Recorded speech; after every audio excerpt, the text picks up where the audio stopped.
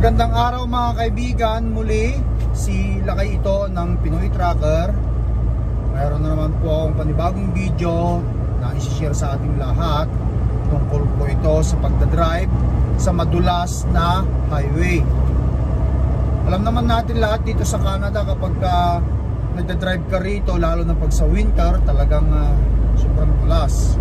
Lalo na kapag yung pavement, yung espalto ay na lagyan na ng yelo or tumigas na yung yelo doon. Kailangan lang pag nagdadrive lang po tayo ng truck at saka trailer, lalo na sa palamig at sa snow, is ingat lang tayo. Ang mata natin ay sa kalsada lang, at ganon din patakbuhin lang natin yung ating truck ng mabagal. Huwag sa ganon may iwas tayo sa anumang aksidente. Marami rin po akong video na inilagay sa description, mga video link na maaari ninyong magustuhan at makatulong po sa ating lahat. Mga tips at idea rin po, mga information. You guys wanna check that out, sakali pong makatulong sa ating lahat. At para sa mga bago nating panauhin dyan, huwag nyo sanang kakalimutan i-subscribe, like the videos kung nagustuhan po natin, and click the notification bell for more upcoming video.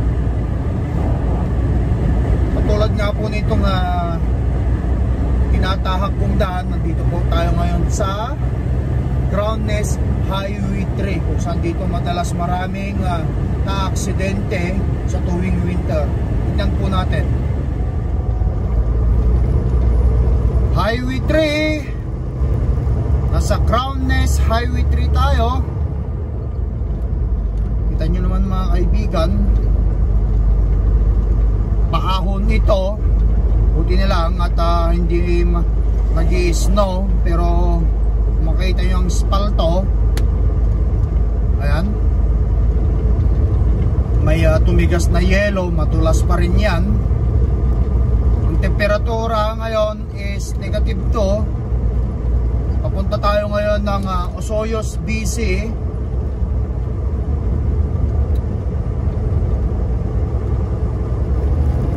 Paahon ito. Kailangan sa pagdadrive sa snow is nakapokus ka, ang mata mo lagi sa karsada.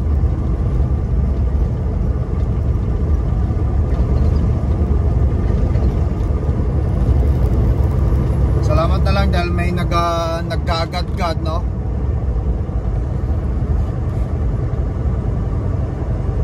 Right curve ahead.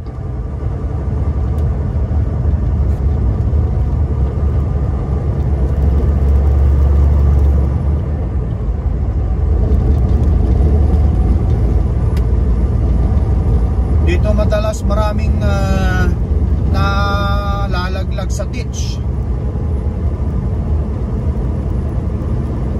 lalo na kapag nag-snow.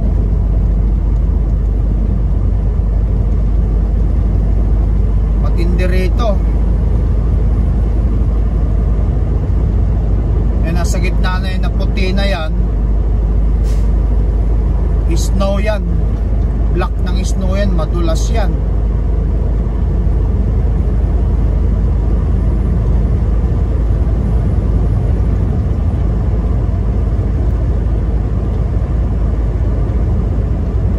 Ayan, kailangan tayong papatakbo ng mabilis pag tayo ay nagdadrive sa snowan. Patakbo lang ako ngayon ng 60. Mahirap na.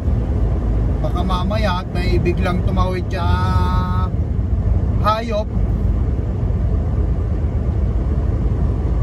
mga deer, at kailangan mong magpreno. Kung mabilis ang takbo mo, hindi ka makakaabot sa braking distance. kailangan bigyan mo lagi ng distansya ang pagpipreno. Yan, oh. Nalagpas-lagpasan lang ako, pero okay lang. Ang maigi is safe ang pagdadrive.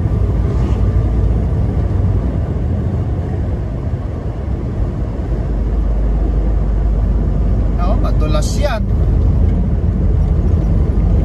Lalo pag ang drive mo is truck at saka trailer.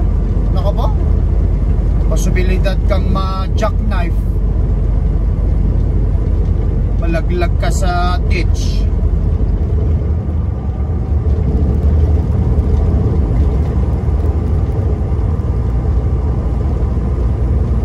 Mahirap din.